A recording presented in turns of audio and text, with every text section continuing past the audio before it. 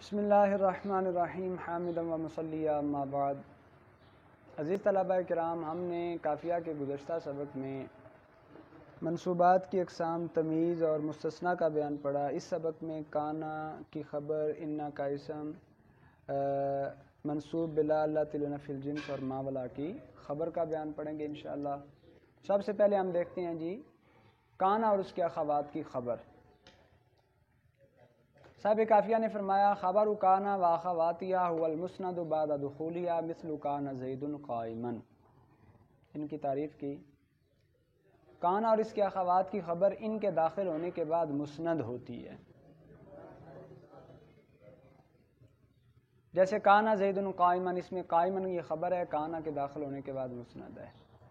وَأَمْرُهُ كَأَمْرِ خبر المبتدا، یہاں سے اس کے احکام، اقسام، شرائط سب کا اکٹھا بیان کر دیا کہ اس کے احکام، اقسام، شرائط ساری وہی ہیں جو مبتدا کی خبر کی ہیں۔ وَيَتَقَدَّمُ مَعْرِفَةً، ہاں ایک فرق ہے، ہم نے ماقبل میں مبتدا اور خبر میں یہ بات پڑھی تھی کہ اگر دونوں معرفہ ہوں تو جو مبتدا ہے اس کو مقدم کرنا، پہلا جو ہے وہ مبتدا ہوگا اور دوسرا خبر ہوگا، لیکن یہاں اگر خبر معرفہ ہو تو خبر پہلے بھی آ سکتی ہے، جیسے کان المنطلق زیدن، اور یہاں پہلے اس لیے آ سکتی ہے کیونکہ یہاں اعرابی اعتبار سے فرق ہوتا ہے، جو اس بات پر دلالت کر رہا ہوتا ہے کہ یہ خبر ہے ما بعد اسم ہے، جبکہ مبتدا اور خبر میں ایسی کوئی چیز نہیں ہوتی، اس لیے وہاں مقدمہ نہیں کی جاتی۔ وقد يحذف عامله في نحو الناس مجزيون باعمالهم ان خيرا فخير وان شرا فشر۔ فرمایا کہ کبھی کبھی اس کا عامل جو ہے، یعنی خاص طور پر کانا، خبر کا جو عامل کانا ہے، اس جیسی مثالوں کے اندر اس کو حذف بھی کر دیا جاتا ہے۔ کہاں؟ جہاں کانا جو ہے اس کا اسم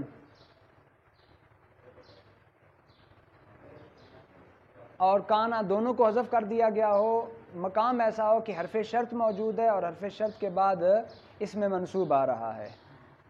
اب چونکہ حرف شرط جو ہے آپ کو معلوم ہے کہ وہ فعل کے ساتھ ہی ملا ہوا ہوتا ہے،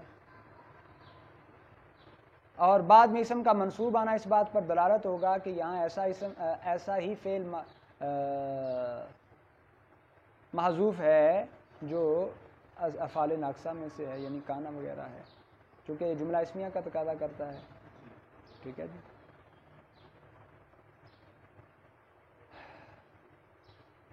وَيَجُوزُ فِي مِثْلِهَا أَرْبَعَةُ أَوْجُهٍ، اس جیسی اگر مثال کوئی سامنے آ جائے یا اس سے ایسا صورتحال ہو کہ حرف شرط کے بعد فعل ناقص جو ہے اس کو حذف کر دیا گیا اور اسم سمیت، کیونکہ حرف شرط جو ہے وہ اس پر دلالت کر رہا ہے، تو اس میں 4 صورتیں جائز ہوتی ہیں۔ کتنی صورتیں جی؟ 4 صورتیں۔ پہلی صورت یہ ہے کہ وہاں اس جملے کے اندر کانا اسم سمیت جو ہے اس کو محذوف مانا جائے۔ یہ تھا نا جملہ ان خیرن فخیرن،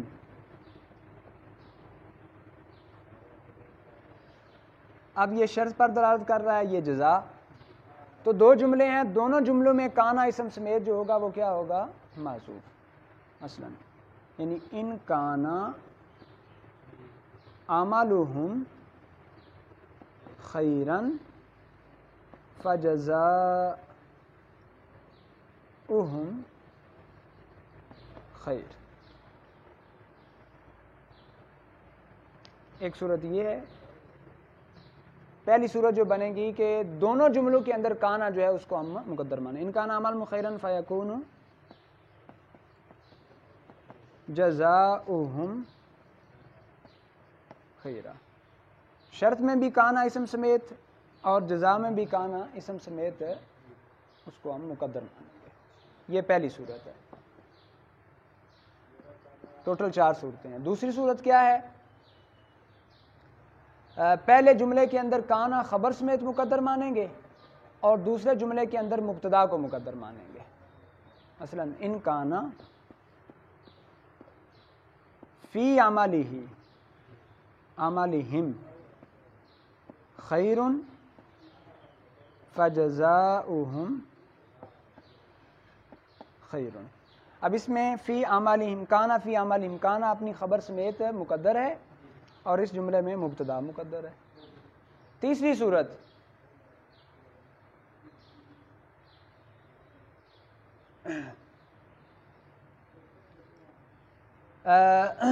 صرف جو کانا ہے اس کو اسم سمیت مقدر مانیں گے اور دوسرے جملے کے اندر مبتدا کو. ان کانا اعمالہم خیرا فجزاؤہم خیر. اب اس میں اعمالہم، اس میں اعمال کو خبر بنایا تھا، ادھر عمل کو اسم بنائیں گے، باقی وہی ہوگا. اور چوتھی صورت یہ ہے کہ پہلا مرفوع دوسرا منصوب، یعنی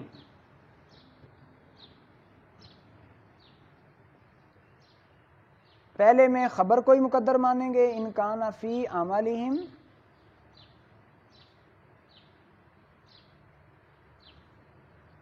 خیر، دوسرے میں کانا اسم سمیت مقدر مانیں گے. تو یہ چار صورتیں اس میں جائز ہوں گی. پہلی صورت کیا ہوگی؟ کانا، پہلے جملے میں بھی کانا اور اسم، دوسرے میں بھی کانا اور اسم مقدر ہوں گے. دوسری صورت پہلے جملے کے اندر کانا خبر سمیت مقدر ہوگا، دوسرے جملے میں مبتدا مقدر. تیسری صورت کانا اسم سمیت مقدر، دوسرے جملے میں مبتدا مقدر. چوتھی صورت کانا خبر سمیت مقدر اور دوسرے جملے میں کانا اسم سمیت مقدر ہوگا. وَيَجِبُ الْحَذْفُ فِي مِثْلِ أَمَّا أَنْتَ مُنْطَلِقًا إِنْ طَلَقْتُ أَيْ لِأَنْ كُنْتَ مُنْطَلِقًا. اگر صورتحال ایسی ہو تو وہاں کیا کیا جائے گا؟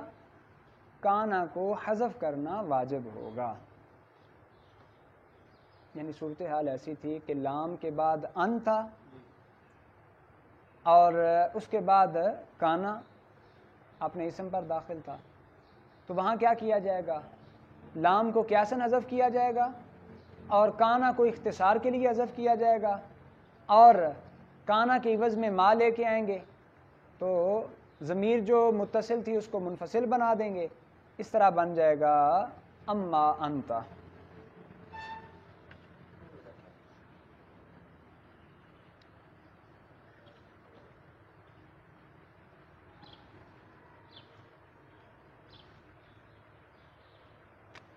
اما انت منطلقا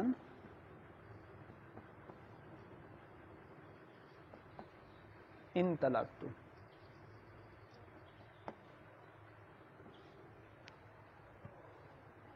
اصل میں ہے لی ان کنتا منطلقا ان طلقت. اس میں لام کو حذف کیا قیاساً.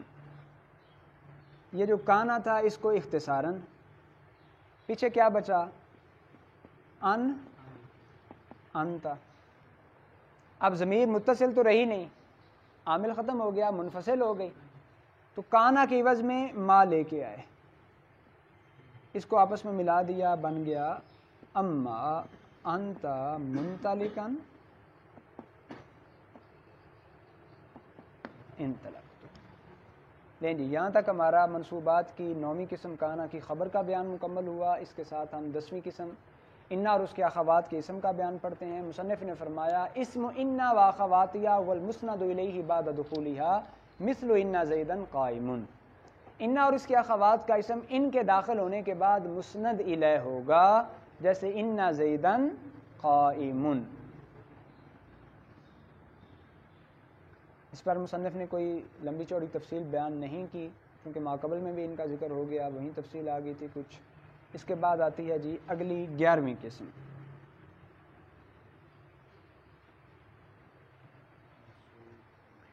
مصنف نے فرمایا المنصوب بلا التی لنفی الجنس هو المسند الیہ بعد دخولها یلی نکرۃ مضافا او مشبہا به مثل لا غلام رجل ظریف فیها ولا 20 درہما لک.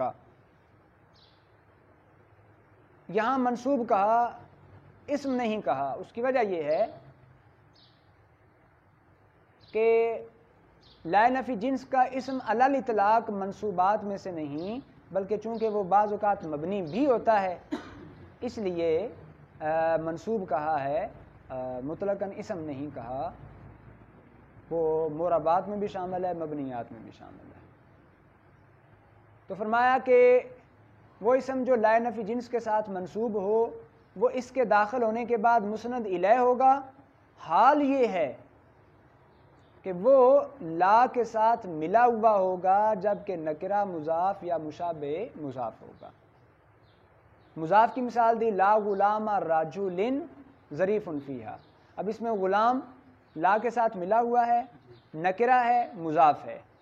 لا 20 درہم لکا، 20 لا کے ساتھ ملا ہوا ہے، مشابہ مضاف ہے، تو یہاں دونوں جگہ یہ لا کے اسم ہیں، لا کی وجہ سے منصوب ہیں۔ اچھا جی، تعریف اور مثالیں دیں، فارغ ہوئے، اس کے بعد آگے اس کے کچھ احکام بیان کیے۔ فرمایا فَإِن كَانَ مُفْرَدًا فَهُوَ مَبْنِيٌّ عَلَى مَا يُنْصَبُ بِهِ، اگر لا کا اسم مفرد ہو تو یہ مبنی ہوگا۔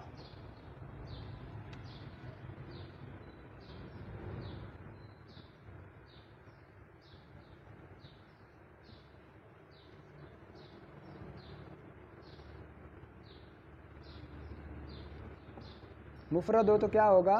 مبنی۔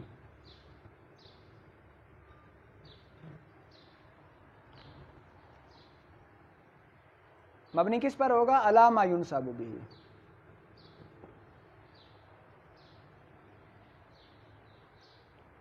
یعنی جس کے ساتھ اسے نصب دیا جاتا ہے اس پر مبنی ہوگا، یعنی فتح پر مبنی ہوگا، الف پر مبنی ہوگا، یا پر مبنی ہوگا۔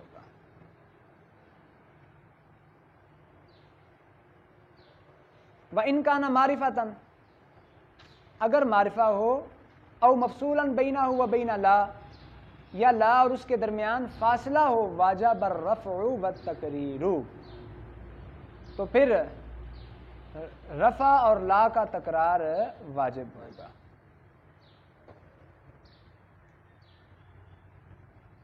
لا کا اسم معرفہ ہو یا لا اور اسم میں فاصلہ ہو، تو حکم کیا ہے جی؟ واجب الرفع والتقریر،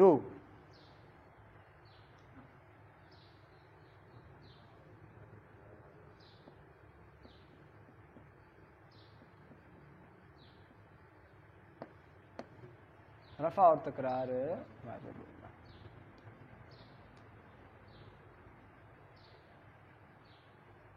لا زید فی الدار ولا عمر،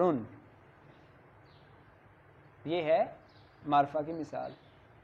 ومثل قضیۃ ولا ابا حسن لها متأول، اس عبارت سے غرض ماتن ایک سوال کا جواب ہے۔ سوال یہ حضور ابھی آپ نے فرمایا کہ جب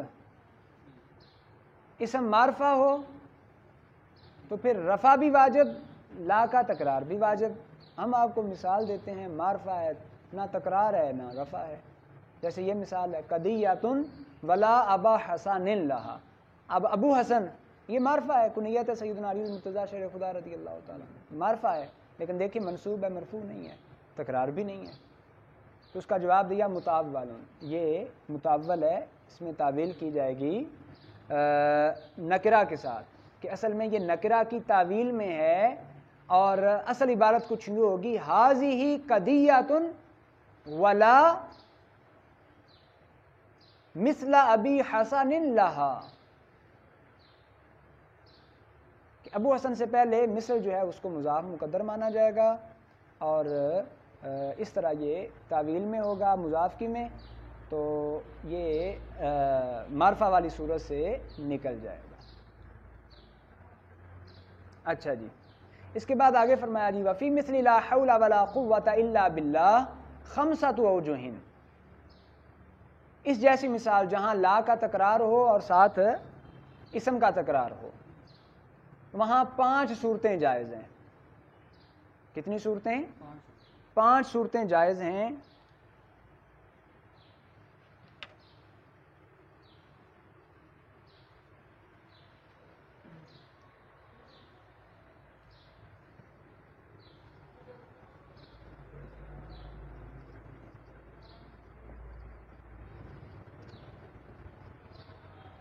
پہلی صورت یہ ہے فتحہما،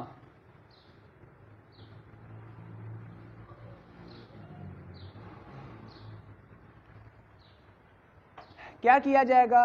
دونوں کو مفتوح پڑھا جائے گا، دونوں کو، کہ اس جگہ دونوں لا جو ہیں ان کو لا نفی جنس کا مان لیا جائے گا، جیسے لا حول ولا قوت الا باللہ۔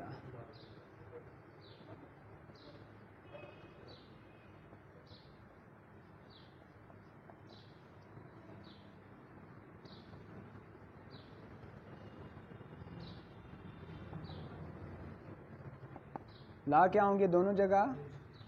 نفی جنس کا۔ دوسری صورت وفتح الاول و نصب الثانی، پہلا مفتوح دوسرا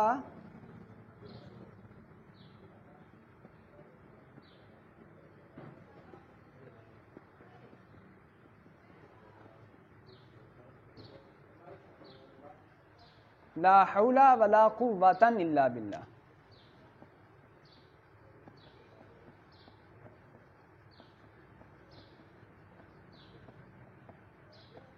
اس میں پہلا نفی جنس کا ہوگا اور دوسرا لا جو ہے وہ زائدہ ہوگا، یہ نفی کی تاکید کے لیے ہوگا، نفی کی تاکید کے لیے ہوگا۔ اور اس میں کیا کیا جائے گا؟ اس کا اعراب لفظ پر محمول کرتے ہوئے نصب پڑھ دیا جائے گا۔ تیسری صورت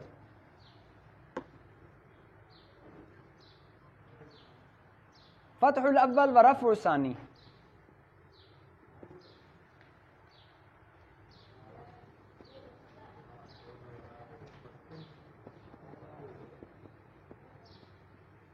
لا حول ولا قوت،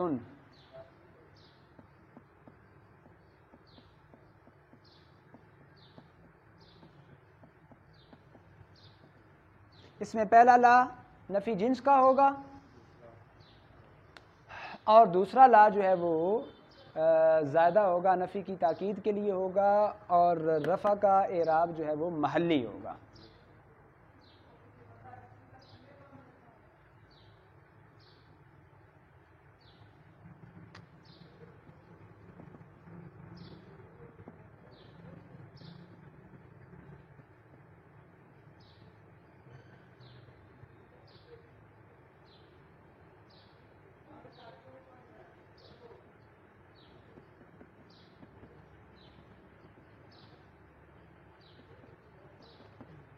ٹھیک ہے جی۔ چوتھی صورت وَرَفْعُهُمَا، دونوں کو مرفوع پڑھا جائے گا، وہاں کیا کیا جائے گا؟ دونوں کو ہی مرفوع پڑھ لیا جائے، کہ دونوں جگہ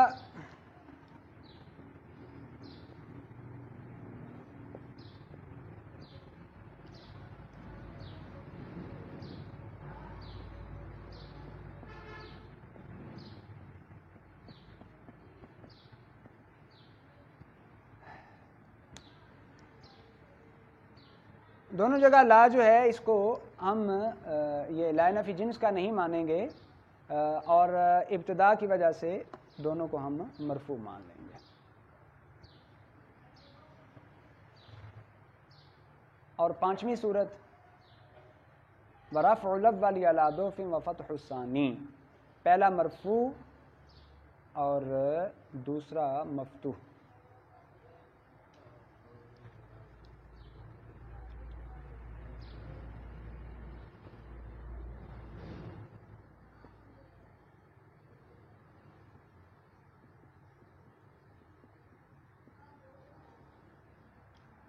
لا حول ولا قوت الا باللہ۔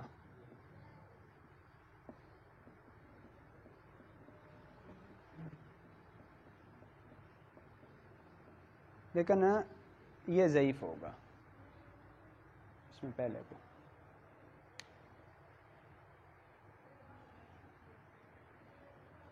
کیونکہ یہاں لا ہم لیسا کے مشابہ مانیں گے، اور لا بمعنی لیسا ضعیف ہوتا ہے، اس لیے یہ ضعیف ہوگا۔ دوسرا لا جو ہے یہ نفی جنس کا ہوگا۔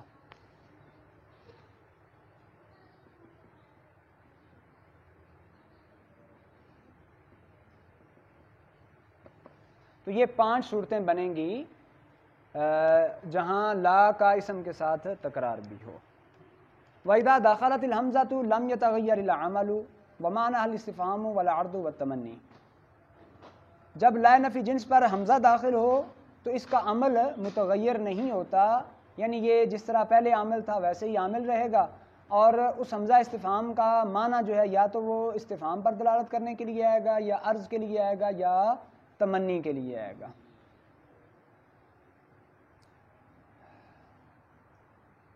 ونعت المبنی الاول مفردا یلیہ مبنی و معرب رفعا و نصبا مثل لا رجل ظریفا و ظریف و ظریفا والا فالاعراب.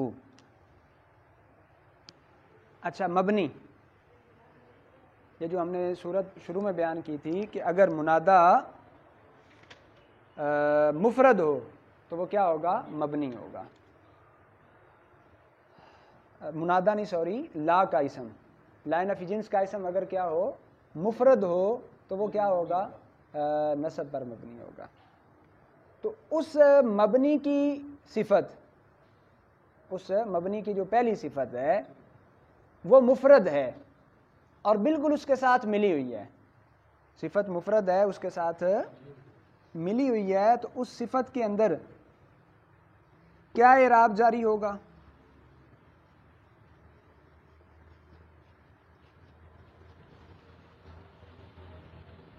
مبنیون، اسے ہم مبنی بھی پڑھ سکتے ہیں، وہی اعراب جو اسم کا ہے. ومعرب رفعا و نصبا، اور اس کو معرب بھی پڑھ سکتے ہیں رفع کے ساتھ محل پر معمول کرتے ہوئے اور نصب کے ساتھ لفظ پر معمول کرتے ہوئے. جیسے لا رجلا،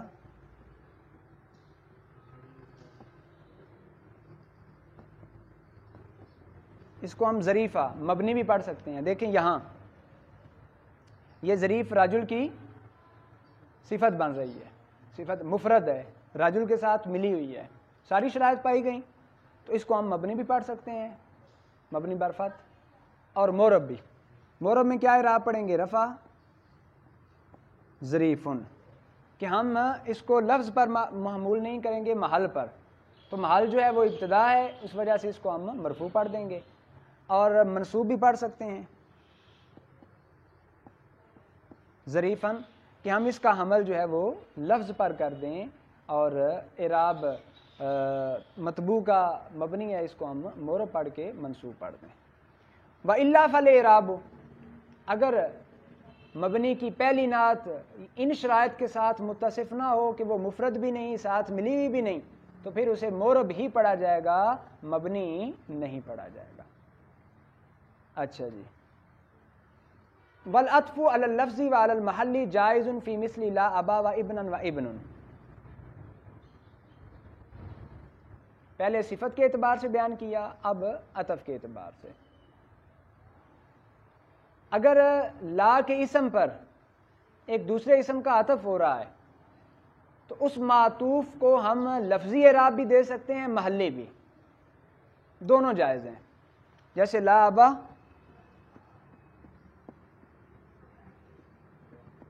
و ابنن، یہ لفظی ہوگا،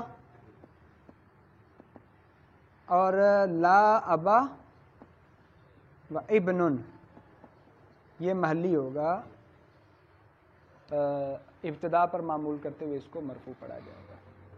وَمِثْلُ لَا أَبًا لَهُ وَلَا غُلَامَيْ لَهُ جَائِزٌ تَشْبِيهًا لَهُ بِالْمُضَافِ لِمُشَارَكَتِهِ لَهُ فِي أَصْلِ مَعْنَاهُ. اور اس جیسی مثال یعنی جہاں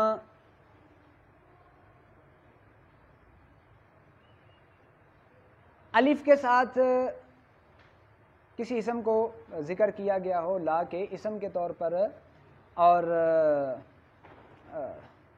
اگر وہ تثنیہ ہے تو نون کو حذف کر کے، تو یہ بھی جائز ہوگا کہ یہاں اس کو مضاف کے مشابہ بنا کر ہم پڑھ رہے ہیں، یعنی مضاف نہیں لیکن یہ مضاف کے مشابہ ہے. تو مضاف کی مشابہت کی وجہ سے الف کے ساتھ اور نون کو حذف کر کے تثنیہ میں پڑھا جا سکتا ہے، کیونکہ یہ اصل معنی میں جو ہیں وہ شریک ہو جاتے ہیں، اور یہ شرکت اس بات پر دلالت کر رہی ہے کہ یہ اعراب جائز ہوگا. اچھا جی، مضاف کے ساتھ پہلے کی کیسے مشابہت ہوگی؟ لا ابن لہو، یہ ابوہ کے مشابہ ہے. لا غلامی لہو، لا غلاما ہو کے مشابہ ہے. پہلا ابوہ کے مشابہ، دوسرا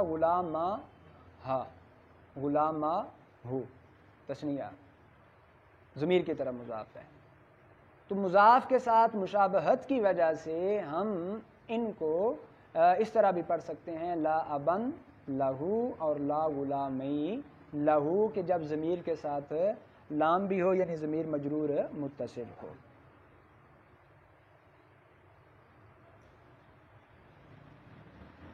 اچھا جی، ومن ثم لم يجوز لا ابن فیہا ولیس بمضاف لفساد المعنی خلافا لسیبویہ.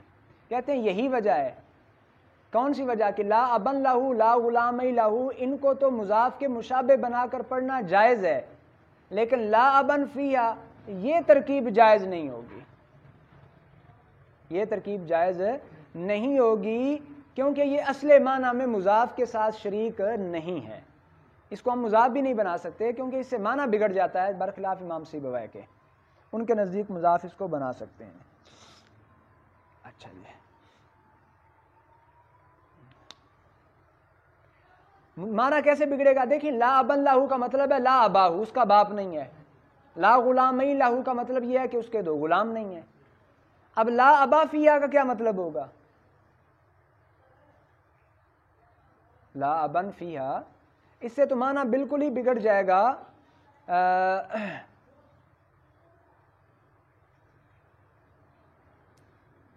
اس کی کوئی خبر ہی باقی نہیں رہے گی. جب خبر ہی باقی نہیں رہے گی معنی بگڑ جائے گا. معنی بگڑ جانے کی وجہ سے ہم اس کو جائز قرار نہیں دے سکتے.